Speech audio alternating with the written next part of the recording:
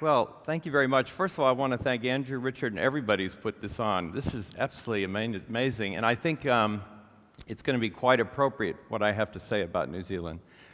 For everyone's benefit, my first trip to New Zealand was in my 20s, and it was in the 80s. I designed a beverage plant out of New York for Dominion Breweries, and it was built in Manukau. So I've been coming here for a while. I've had about 6 businesses in New Zealand. I moved here permanently 8 months ago.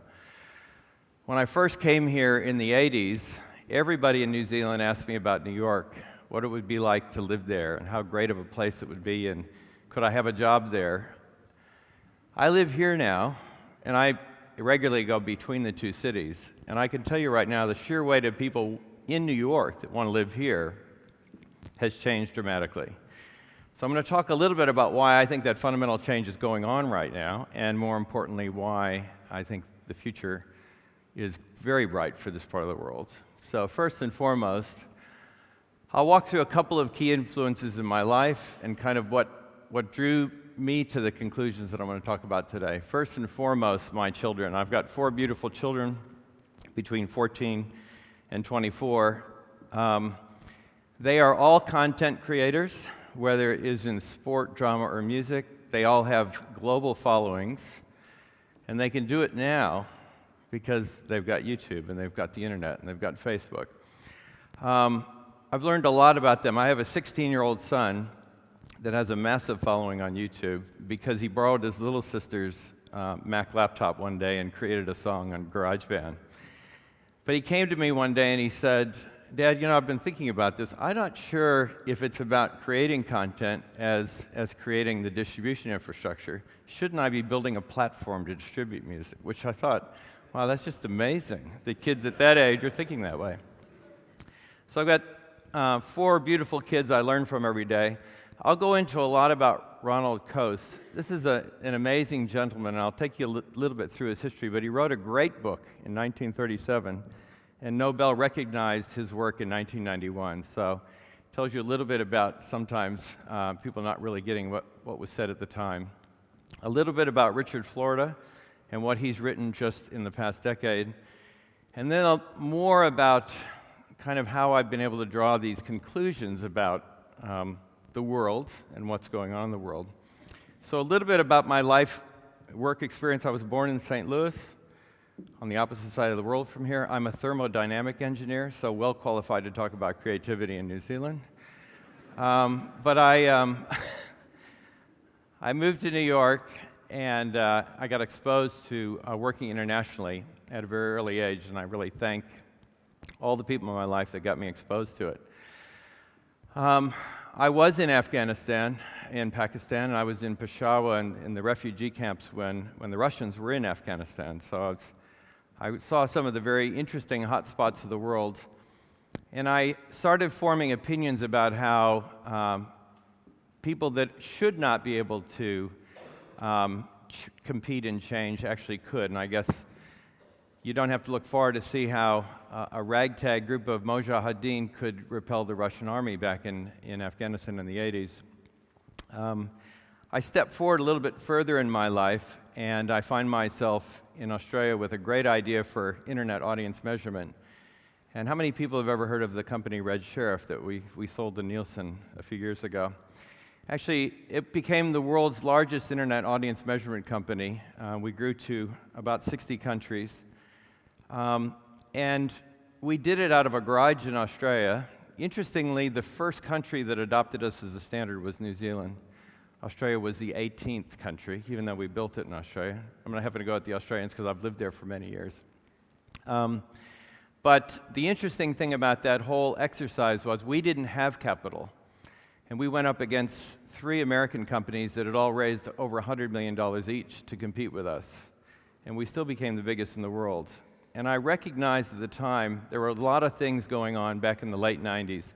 The first fundamental thing that was going on in the late 90s is that 85% of the world's capital was disposed of, I say it disposed of affectionately, was deployed within a 100-mile radius of Palo Alto, California. So anybody doesn't have to think far or think back too far to the internet crash of 2000, but that was clearly a situation where capital had been deployed geographically in the wrong spots. There were certainly better ideas outside of a 100-mile radius of Palo Alto at the time. And we grew to be successful because we didn't have capital. So I started drawing a lot of conclusions about little guys taking on big guys and the fact that you really don't need capital to be successful. What you really need is a group of passionate people that believe in something. So, wind forward to today. What's going on today? And I'll talk a little bit about UB because I have to plug it because we believe it's one of the great opportunities New Zealand has to export something going forward. So, let's talk about New Zealand. It's a post-industrial developed economy. It's got an aging population. And 5 years ago, we just said it's ready for the scrap heap. Too little, it won't have the capital, can't go anywhere. But it's got a strong education system, arable land, diversity of culture, quality of life, flexibly innovative. It's adaptable and small. And I think small is the key to the future. Small gives you flexibility, it gives you nimbleness and your ability to go forward. So, what is it about Ronald Coase? He came to the U.S. in the 30s. He was born in 1910. Came to the U.S. in the 30s, and he could not understand what was going on in the U.S. He said to the Europeans, the U.S. was a land of opportunity in the 30s. If you're going to go to the U.S., you're going to work for yourself. Why is everyone working for big companies? So he asked this fundamental question: why does the firm exist? Why do people collect together to go forward? And why are they all different sizes, and what drives the size of a firm? He also asked a lot of questions about real markets and the role of law, and I think that's a lot to do with why he received the Nobel Prize for Economics in 1991. But he defined the idea of a transaction cost as all the costs associated with making something, not the variable input costs, but the search costs, the negotiation costs, and the monitoring costs. In his key conclusion, he said that the levels of these overhead costs would decide the size of the company. He predicted auto companies could get to 400,000 people because there were huge costs of transaction. The corollary of that is he also thought that as new technology developed, we could lower these overhead costs and the optimal size of the firm would diminish. And I guess the last thing to take from this is if you take every cost to zero, you actually end up with a firmless economy and a whole economy of free agents. So, in walks the internet. How has the internet changed this post-industrial environment? Why does it allow a level playing field for everyone to compete? Well, the biggest impact of the internet on the nature of the economy is to lower these transaction costs. And that's why you see fundamentally all the growth coming right now in small companies. There isn't a large company in the world that's predicting that big companies are going to create or solve our way out of unemployment in certainly the U.S. right now. So what does the government do? It hangs on to protecting an auto industry that probably shouldn't have been in the U.S. 20 years ago. So if certain countries are going to emerge as manufacturing hubs or industrial hubs like India and China, what does it mean for the rest of the developed world? And where should we focus our efforts? I would just touch a little bit on Richard Florida because he wrote an interesting book in 2002. A lot of people challenged it at the time. But his primary premise in his first book, which was The Rise of the Creative Class, was that the urbanization, some urban centers would grow to be quite creative hubs and attract people and talent and capital and everything required to create a sustainable environment, and some cities wouldn't get it right.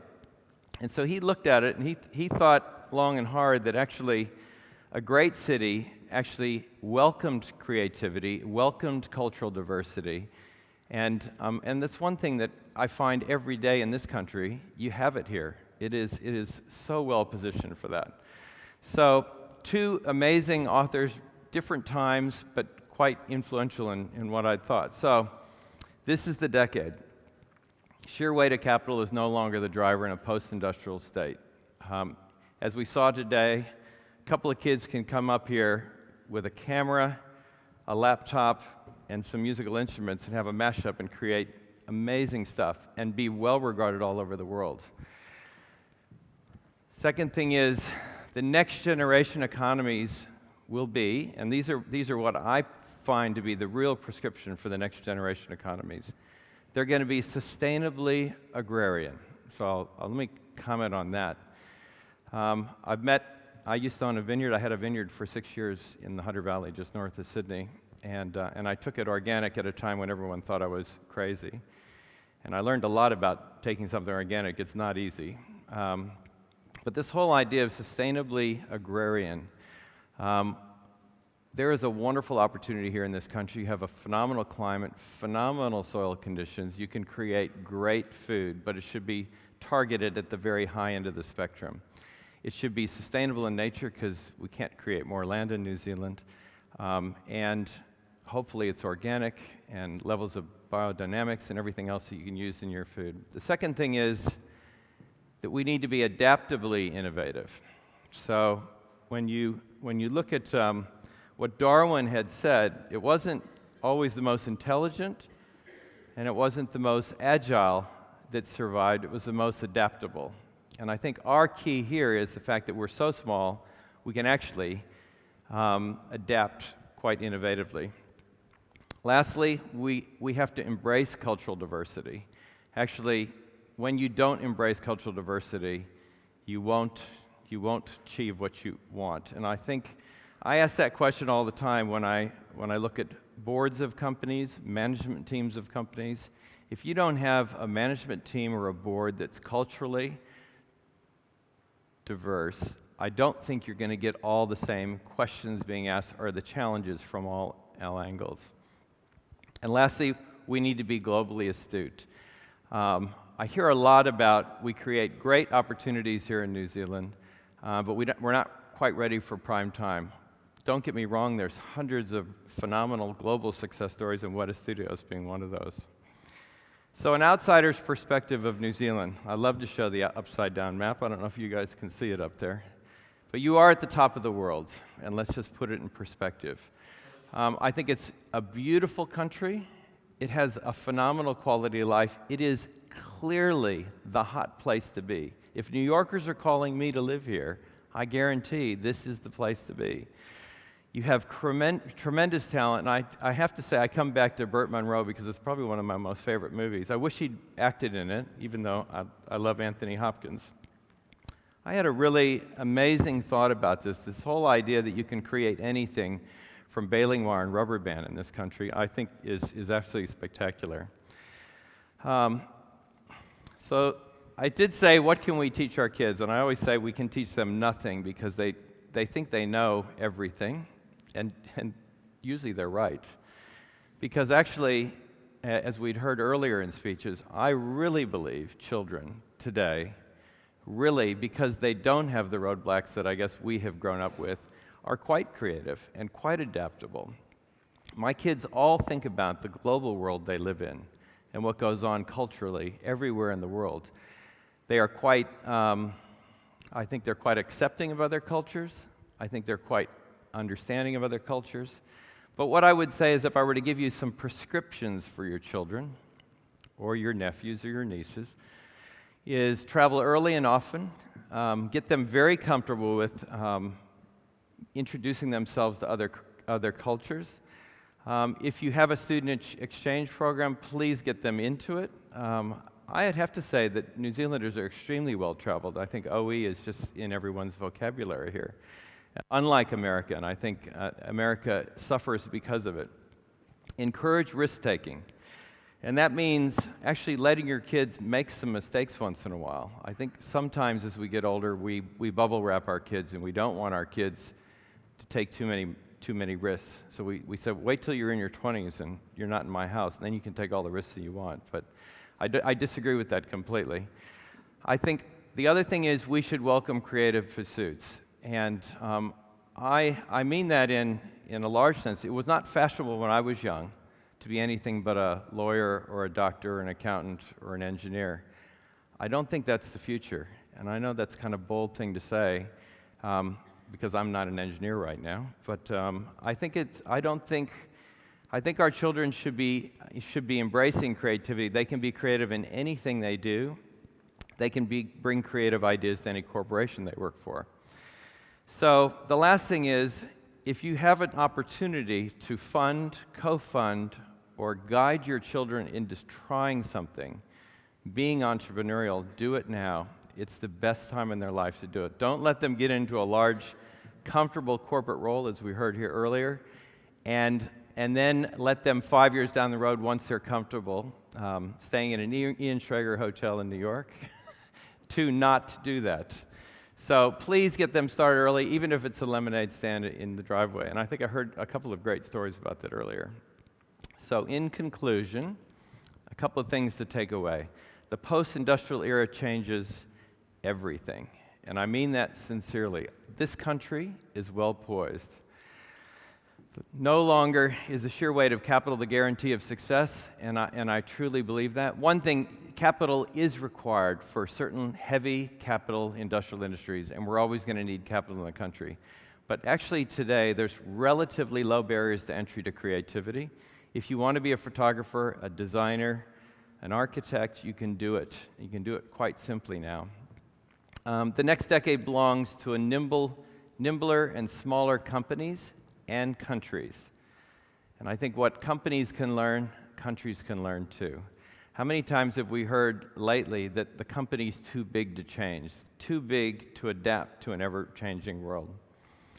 And I guess the next generation, our kids, our nieces, our nephews, our grandchildren, develop their creative skills. They need to learn to adapt to an ever-changing environment. They need to embrace diversity. They need to appreciate their health and bodies. And I say that in that food is going to get ever bio-changed. I truly believe that. So if we can keep ourselves sustainable and natural in our food growth, I think we can do some great things. So the one thing I want to leave everyone is the real true differentiator of New Zealand going forward, and don't get me wrong, a beautiful, sustainable agrarian economy is great, and New Zealand does it well. But creativity and its ability to embrace creativity is a huge step shift for this country, but you can see it in all countries of the same size. And we've got 4 countries in Scandinavia about the same size as New Zealand, all embracing creativity as the future. We need to actually reward the next generation for creativity. We need to bring them up in a world where creativity is easy. So if I were to wish for one thing, I really wish that in this decade, the world will find New Zealand in a good way. I want the world to come here to experience the phenomenal environment that we'd find ourselves in creativity. And I really believe this. This is my adopted country. I've been here 8 months now, and I absolutely love it. I have not met a greater group of people, and it's a spectacular place. Now, a little bit, I was going to say UB because you see UB in the back.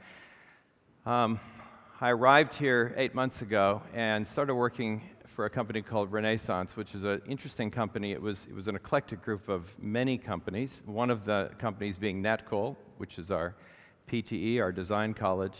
We also had a distribution business for Apple, Adobe, and 52 other ICT brands. We have a development house. We're the biggest manufacturer of Intel-based PCs here. An eclectic group of a whole bunch of things. But really, if you simplistically try to define what we do, we're in the business of enabling creativity. So it's not just selling you hardware, but it's helping you publish a book or publish your photographic work. We believe we're quite a unique company globally, and you'll see the vestiges of some of the new branding that we're working on. But it's eminently an exportable concept, and I'd love to see you be all over the world and remain a New Zealand-based, publicly listed company. So that's it for my speech right now. Thank you guys very much.